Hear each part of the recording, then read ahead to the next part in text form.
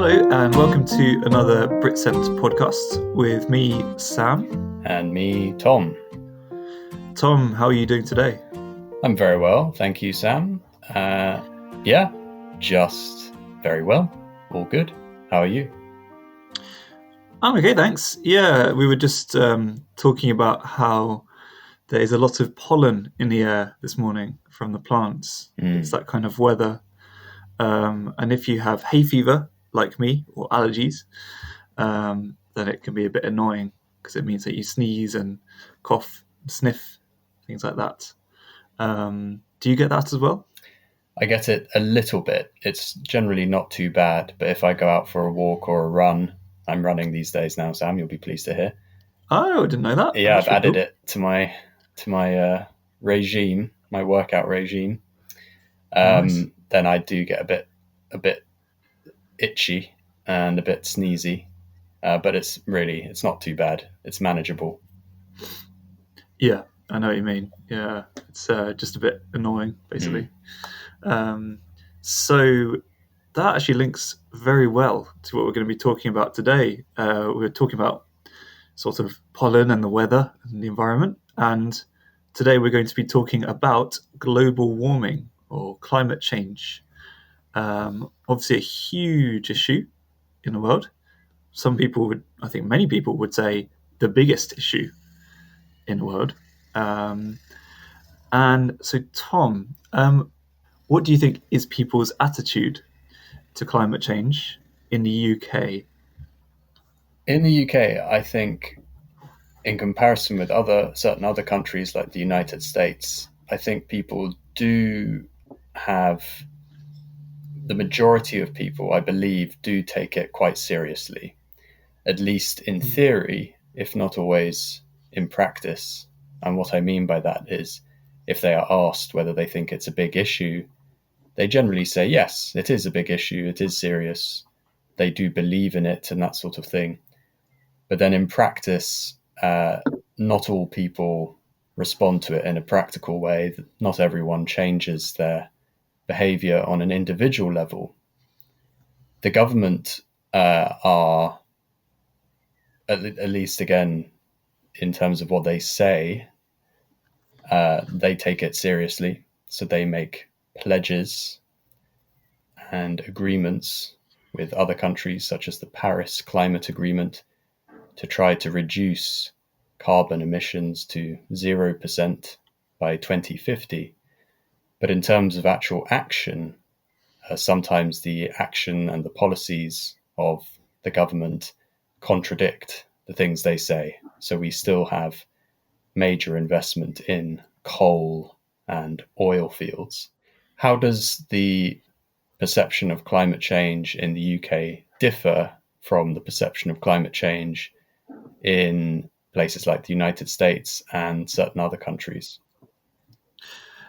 So yeah, I think that's accurate overall. I think there definitely are some differences between views on climate change in the UK and views in America.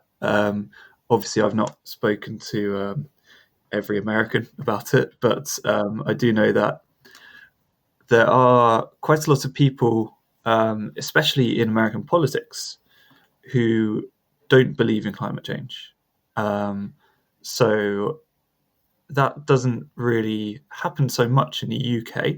Of course, there are some people who don't believe it's happening in the UK, but in terms of politicians and people in important positions of power, the majority, if not all, do accept that climate change is happening. However, in America, it's different. There are a lot of politicians who don't believe it's happening and who are in positions of power. And I think there are probably more people who just don't believe it's happening, or they believe it is a conspiracy. So there is definitely a difference there, I think. And I think in terms of Europe, I think most countries are fairly similar to the UK in their views on climate change. I might be wrong. And it depends on the country, of course. But I think, yeah, there definitely is a slight difference in how we talk about it here and how it's debated there. Because here, we don't usually debate if it exists or not so much. Mm. Um, and so, Tom, obviously, climate change is happening now. Um, some people think, it's going to really start in the future and it's going to get terrible in the future, but actually, it's happening right now. And what changes have you noticed that have happened in the UK because of climate change? Well, as you say, it's certainly having an impact now. Some of the most notable changes in the UK have been the increased number and degree of heat waves during summer months and even spring months in the UK.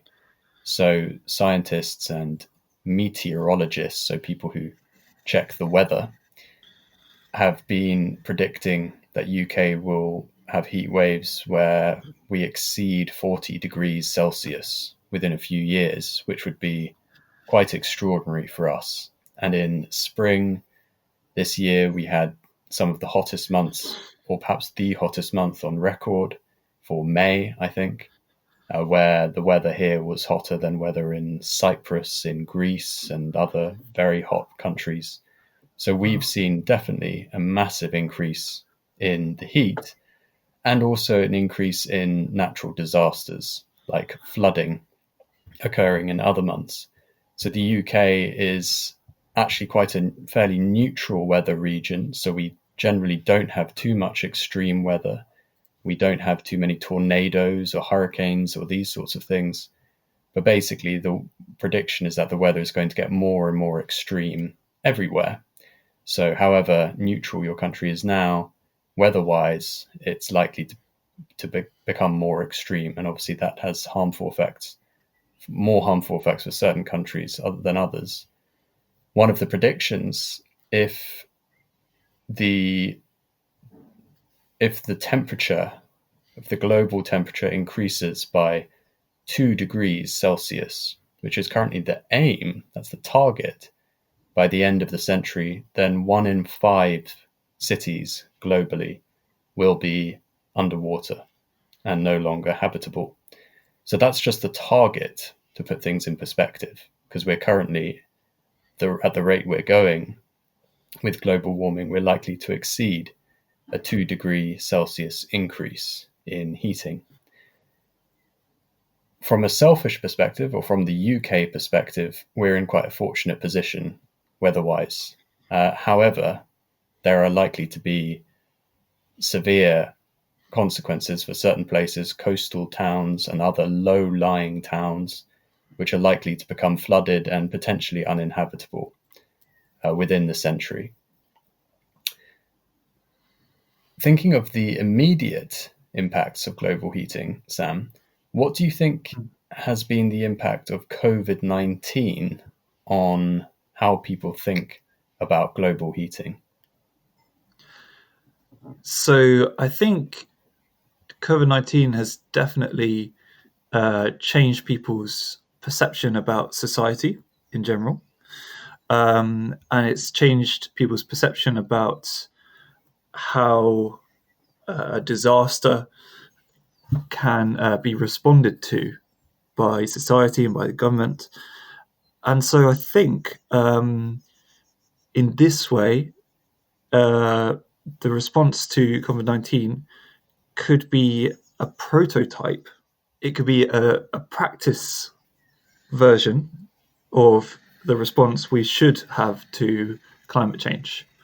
And many people feel that we can learn a lot from the response to COVID 19 and adapt it to our response to climate change. So that means we should be uh, much more serious about responding as a society together to climate change and change our way of life to respond to climate change. And I think the way that we have responded to COVID 19 and changed our way of life could be uh, a way that we could combat climate change also. And so, in that way, it's kind of having a monumental impact on the way that we treat a disaster. Because obviously, in the UK, like you said, Tom, we don't have many natural disasters, or we haven't had any huge wars for since the Second World War, really, in the UK. And so we're not used to responding to a crisis at all. If you compare that to South Korea, where they always have the threat of North Korea and the war there, and that's a real serious issue. We don't have that kind of threat here, so we're not used to responding to a crisis. So I think our response to COVID-19 has helped us realize how we need to respond to climate change and how we need to take it as seriously, if not much more seriously, than the virus. And do you think there are any other ways, Tom, that COVID-19 has shaped our attitude to global warming? I think you summarized that all very well. I think one of the things that COVID-19 has forced people to reflect on, particularly people in positions of power, is the discussion of how to recover from the impact of COVID-19, not necessarily from a health perspective, though this is also included, but primarily from an economic perspective. And the argument that's currently going on is fairly binary, so twofold. There's one side who push for what's called a Green New Deal or a green transition, which would include major investment in green infrastructure and in green jobs, meaning jobs like people making houses have better insulation, so they keep heat in better, so you don't need to use so much central heating, using and building solar panels and wind turbines, and water power, water-based electric power, and a number of other green infrastructure to try to transition from an energy heavy, coal heavy, oil heavy electricity grid to a more environmentally friendly electricity grid, also with travel, trying to promote electric cars, more cycling in cities and towns, and this sort of thing. And then there are people who are slightly more old fashioned who promote a kind of more classic investment in more industrial um, industrial based forms of energy, like more oil fields, more coal stations, and also things like nuclear power, which remain controversial. Some people think they're environmentally friendly, others don't. So that has been a big discussion. And then for the economic response to the COVID-19, and then the other more environmental response or health based response has been the discussion around biodiversity, globalization, and the destruction of wildlife. So it's clear that most diseases seem to come when humans destroy wildlife or at least live closer to wildlife and disrupt biodiversity and natural habitats. It doesn't matter which country it's in. Many people focus on China, but it's clear that this sort of activity of destroying wildlife and destroying biodiversity is happening all over the world. And so, thinking of things like globalization and our food networks and our tourism industry, which connects us all together, but conversely also increases the potential for transmission of diseases, which is clearly a major issue. COVID-19 will not be the last pandemic that humanity faces.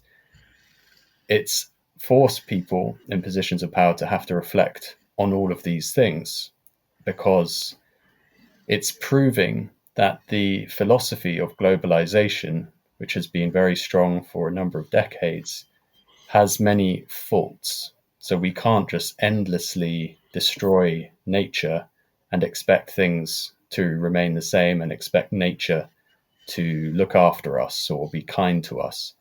If you destroy habitats or you build and remove biodiversity in your civilization, you are raising the risk of these sorts of pandemics and indeed things like global heating occurring. So, biodiversity, of course, is actually also positive for the climate because things like trees and having a clear wildlife food chain where you have things like wolves that can cull certain animals means that there's a reduction in excessive animal populations causing damage, excessive insects causing damage to crops, etc., etc., etc. Okay, there are many, many different strands to this.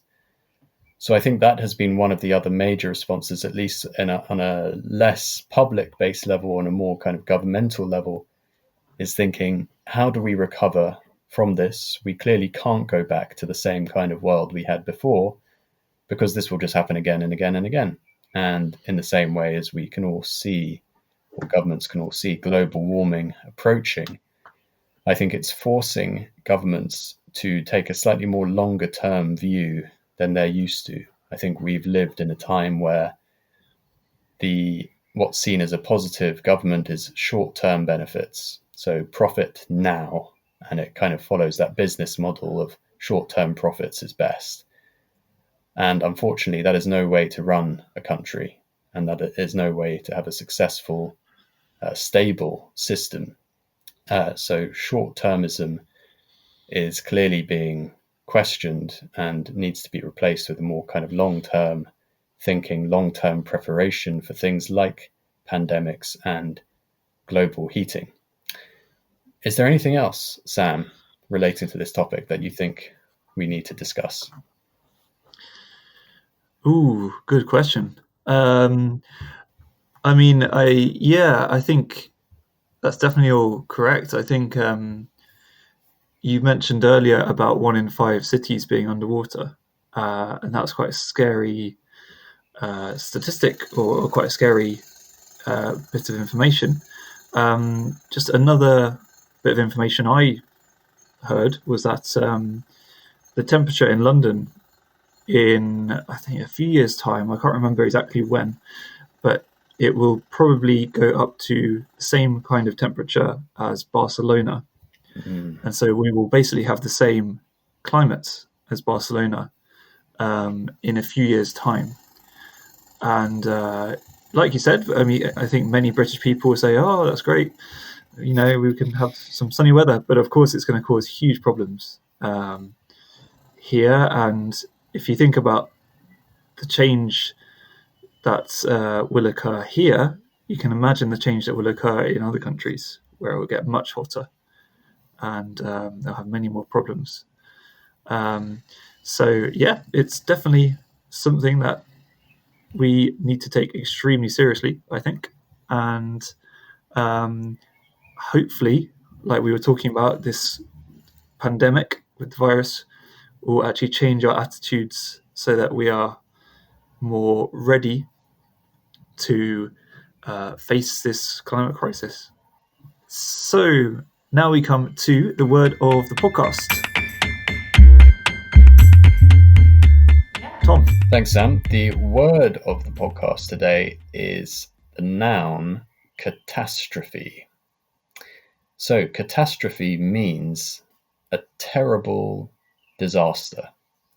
For example, we can say the oil spill was an environmental catastrophe, or global heating could become a global catastrophe. So, any kind of terrible disaster can be called a catastrophe. So, Sam, for example, is COVID-19 a catastrophe for the world?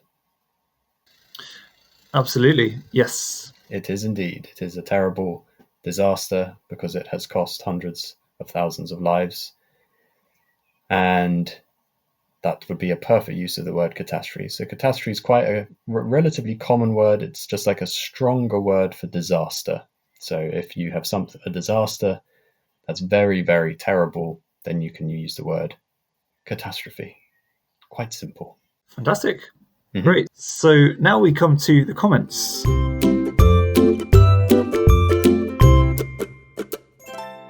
And we had a comment from Decan.